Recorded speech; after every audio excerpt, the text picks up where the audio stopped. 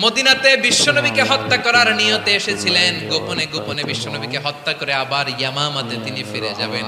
কিন্তু কি অবাক করা কাণ্ড, হত্যা করতে পারে নাই, সাহাবাদের হাতে তিনি ধরা পড়ে গেলেন। ধরে মসজিদে নববীর পিলারের মধ্যে বেঁধে রাখলেন। বিষ্ণু ইসলাম সাহাবাদেরকে বললেন তার খোঁজ খবর নিও। সাহাবার বলেন, ইয়া রাসূলুল্লাহ, আপনাকে হত্যা করতে এসেছে, তার তো কঠিন ক্যাপিটাল পানিশমেন্ট হওয়া দরকার, কঠিন শাস্তি হওয়া দরকার। বিষ্ণুই বললেন, না, আমি যেটা জানি তোমরা সেটা জানো না। তোমরা সুমামার সাথে ভালো আচরণ করো। তোমরা যে রুটি বানাও এর মধ্যে সবচেয়ে ভালো আটার রুটিটা তারে দিও, সবচেয়ে রিফাইন্ড খেজুর যেটা পিওর খেজুর এটা তারে দিও। আর বিশ্বনবী নিজের উট থেকে দুধ দহন করে ওনার বাড়ির এক কর্মচারীকে বলেছেন দুধ দহন করে সুমামার জন্য নিয়ে যেও।